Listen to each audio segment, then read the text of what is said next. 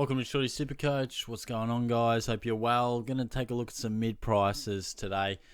Part 1, because there are a lot of mid-price options this year, and maybe with all these trades we can consider a few more, take a few more risks, but as you well know, Shorty does occasionally have a long video because he waffles on a bit at the start of each video, which we'll do in a second, but I thought I'd break it into two, just because it's probably a little bit easier rather than having like a 30-minute plus video. And I will timestamp it, so I don't want to waste your time. If you've got a couple of players you'd prefer to listen into, and we're going to look at the defenders and the midfielders. I was going through a few names. So these are the guys we'll talk about: Salem, Will, Yeo, Clark, Bose. And in the midfield, you got Hopper, Worpel, Stevens, and we'll throw Finn Callaghan in there too. Mid prices to me are kind of blokes 250 to 450k. There'll be a few between 200 and 250 that we talk about, and I'm sure there'll be a couple exceptions to that rule. But generally speaking, they are the guys I'll talk about. But yeah, Sunday night, Sunday scaries. Didn't think that was a real thing, but no, when you're working full time, occasionally is. And I like my job. I want to put that on the record. I'm really enjoying the new job. But Sunday comes around and you're just like, boy, 5 days ahead of me. Okay. But it's been a pretty good weekend. I went to the Vic Open today, the golf, down there at 13th Beach. So that was a bit of fun. I've never been to a golf event, so that was kind of cool. It was blowing an absolute gale. We were watching a young lady playing. She led, so Aussie girl. She was leading, had a shocking last round, didn't get the points. That was a pity, but that was a pretty cool experience. I'd go again for sure. So Shorty's been playing a bit more golf lately, so it was cool to get along to that. But yeah, playing a bit of tennis as well too. Had a good win yesterday, but it was pretty random. We had the courts we play at. It's kind of like bit country, like it's a little bit out of Geelong, but there's like this paddock next to the courts, and there's like sheep and other random farm animals in there. And yeah, it wasn't my match, but the bloke, my teammate Brad, he framed this ball into the paddock, and we knew this day was coming where we'd have to take on the sheep. And that day was yesterday. And the tennis ball landed probably a metre or so away from these two sheep. And I thought, how hard can it be? We'll just run in and get it. But as I looked at these sheep, I didn't feel like I could trust them. They didn't look too happy. And I wasn't too game to jump in there. But Brad was playing this 15-year-old. And she just jumped the fence and just gunned it straight to the ball, got the ball, and ran away from the sheep. So credit to her, she's braver than we were. And after, as she grabbed it, the sheep started growling, and I was like, oh shit, this is going to get hectic. But all's well that ends well. Everyone survived. But yeah, some random ass things that happened over a weekend. Last night was actually pretty quiet. Didn't do much. I was wishing I was in Melbourne at Laneway, listening to Fred again. That would have been fucking great, but not to be. I would be very keen to see him one day, but yeah, that's about all in terms of a waffle from Shorty to start the video. But yeah, would love to hear what you guys have been up to, but would more likely be keen to hear what you reckon on some of these mid prices and how many you've got in your team. As you can see, I've got Elliot Yeo, but look, we'll start with we'll just sort of work our way down, I guess, in terms of price. So yeah, if we just scroll our way down, we'll find our first one pretty soon. I've kind of tried to judge it off percentage of ownership and that type of thing. Some of these players I'll talk a little bit more about than others, but Christian Salem, he's in 6% of sides, and look, we've seen him definitely pump out 90 plus averages before, maybe once or twice. This was a bloke who burnt me years ago. If you've watched this channel for a while, I was all over Salem. He was going to play more midfield, and that an absolute shocking start to the year. But yeah, as you can see, 90 and then a 94, and last year wasn't as good. I don't know. For me, I'm not too keen. I'm hearing at the moment he's still struggling injury-wise. A bit of a weird-ass injury, I think it is. Like, I'll get it up. It's something random. He's had it before. Is it like a gland thing or something? Let's go to news.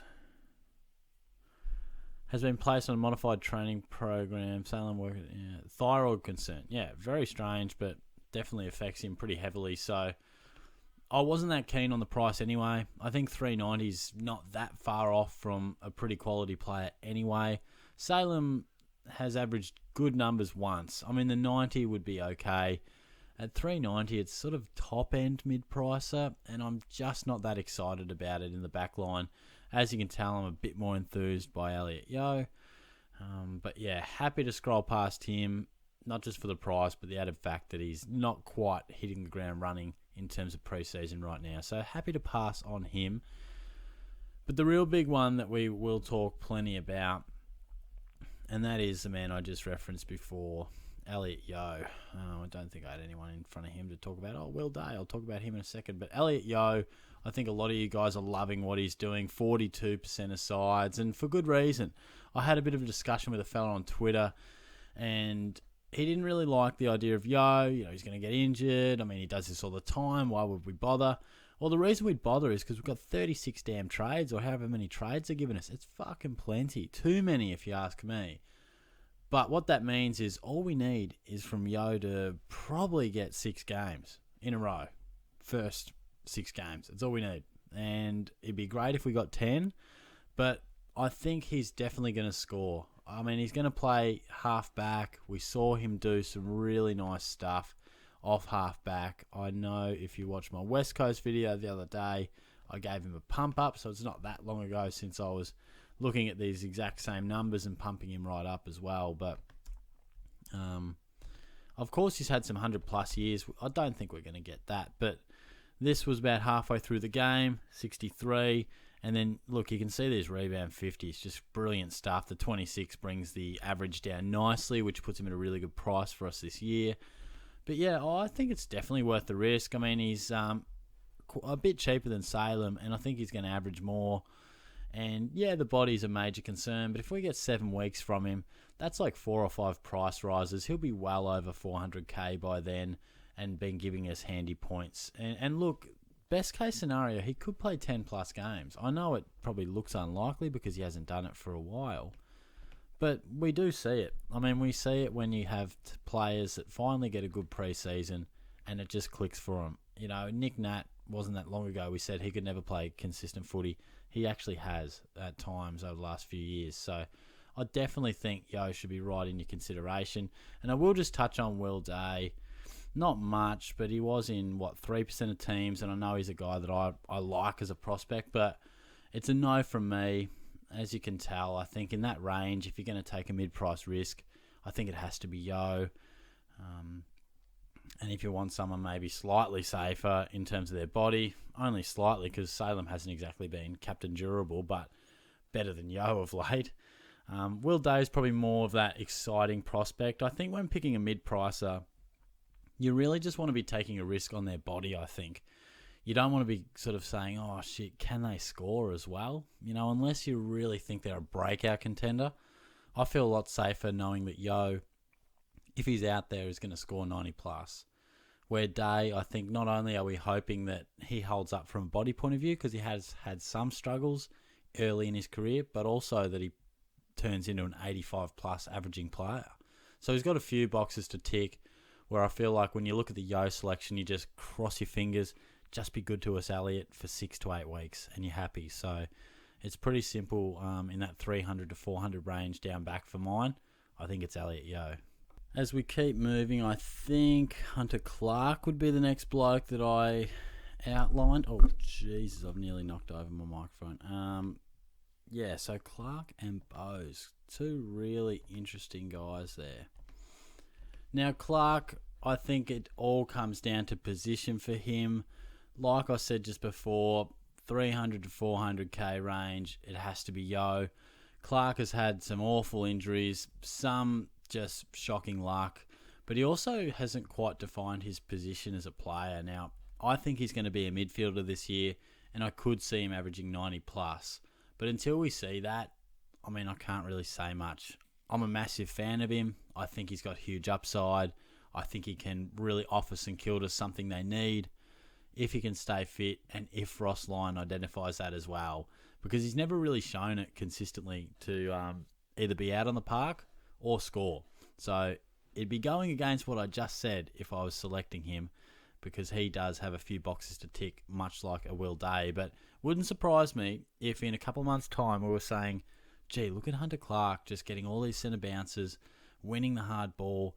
He's averaging 94. How good is this? How do I get him in my team? So it wouldn't shock me, but history would suggest that we probably need it proven to us before we go jumping into a selection like Hunter Clark. So going to just leave him alone for now. Will Day, we talked about Jack Bowes is the next man, isn't he now? He's a little bit cheaper over here at $277, and he's in 16% of sides. Now, I'm a Geelong man. You guys probably know that. I'm not overly enthused by his selection at this point in time. I mean, I don't even know if he's going to be best 22. I think there's a bit of a fanfare about coming to the Cats. We've seen him average good numbers. He wants opportunity, should get opportunity. Well, maybe. I mean, I don't know. Wait and see. I think he'll be in our round one team, but I've got no idea what position. I know he wants a midfield spot, more likely to be half-back. He has averaged well at half-back also. So it just depends. I mean, I would say he's a really good option, or could turn into a really good option, but a bit like Hunter Clark, there's so much up in the air. I mean, I haven't seen this guy kick a footy in a Geelong top yet. I haven't heard anything definitive from the Cats as to where he could line up. So he's a watch and see for mine. I think he does have some huge upside. You know, we've seen him average 90 plus off a halfback flank, and we've seen him touted as a young gun midfielder. So if he gets either of those opportunities, he could be a really good option and easily average 80 plus and easily make a lot of coin from that price range. So he could definitely be a guy that finds his way into my team at some stage. But for now, I haven't been overly excited about him just yet. But he's certainly one of the guys that when these preseason games do start happening, we'll be keeping a very close eye on Bowes, that is for sure. Moving into the midfield, and historically the midfield isn't a place that I like to throw around too much mid-price action, because I sometimes think, well, we've got the best scorers in there. Don't muck around. Like, it's hard to turn into a mid-pricer into a keeper, because we expect so much more from an average point of view from our midfielders. But you've got a bloke here in Jacob Hopper who is a really, really saucy option. And that's reflected in the percentage of ownership, 47%. And I think he's just about a no-brainer. He's at a really good price. We're not spending too much. And he's at a new club. And they need him. You know, they need a guy like Taranto. They need a guy like Hopper. Bit of a new look Richmond midfield. Again, we'll need to see exactly what's going on and how the Tigers sort of shape it up. But like I said before, we need to know that he can score and have no question marks about that. And look at these numbers, 97, 90 and 95, basically 96. So last year was a write-off for him. Absolute stinker. The body wasn't right. He sort of wasn't playing the ideal position because he probably wasn't fully fit. So it was all at sea for Hopper. Just didn't happen for him. I think he's as close to a lock as it could possibly be for February 12 or whatever the date is. He obviously will need to continue to have a good preseason and just show us exactly where he's lining up. But I'm super confident he'll be in my team. And I'm super confident he'll average 90 plus this year. Makes him a really good option. As we move through, we'll talk about Fife and Cunnington in the Ford video. But James Worpel, really interesting guy, and he's in 9% of teams. And look, I can't see me picking him because I really would only be looking to go for one mid-pricer in our midfield, and Hopper's right there, and you know how much I love him off the back of me talking about him just then. But I do see Worpel probably averaging around 95, which is crazy to think. I mean, he's done it back in 2019, and 2020 wasn't ideal, was a bit of an off year for him, but still averaged good numbers for that price. The last couple of years hasn't quite happened. Now, I think the big factor there is Tom Mitchell and Jager O'Meara, and they're not there anymore. He was so often pushed aside or pushed down the pecking order for those guys because he's very similar to them. You know, inside mid, not the cleanest bloke, well, not the best user. I mean, clean hands, but a bit of a scrappy in and under type. And he would always just get pushed aside for particularly Mitchell and O'Meara. So I think now those guys are gone. Worpel really is that hardened inside mid that a young Hawthorn midfield needs. So I think he'll get that opportunity again, and wouldn't shock me if he does average around the 90. So if that floats your boat, be my guest. I'm a bit more comfortable in selecting Hopper, but Worpel could be a guy. And look, I couldn't sit here and tell you I think you're an idiot, because I think there's merit to it, but I do prefer Hopper as an option. As we roll down, gee, was that my last one? I might have missed someone, did I? Oh, it's just the two young lads, Stevens and Callaghan. So we will talk about Stevens first, and he's only in 1% of teams. And look, I'm kind of surprised, because I think he was one of the more exciting players on Geelong's list. I was a bit annoyed to lose him, but the Cats had an amazing trade period, so I'm not complaining.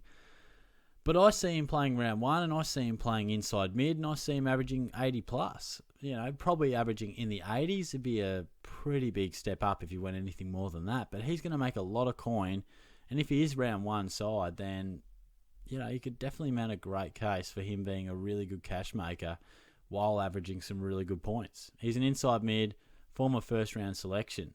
He wants the opportunity, and I think he'll get it. So 1% of teams, again, it is February. We need to see exactly how Hawthorn view him and where he sort of sits in, you know, in their side and everything like that. So wait and see, but definitely keep him on your list. And Marcus Windhager's in 6% of sides. I'm not going to talk about him right now just because I'll probably mention him in the forwards, but I don't know. I'm surprised to see. I would have thought Stevens would be in more sides than him, but there you go.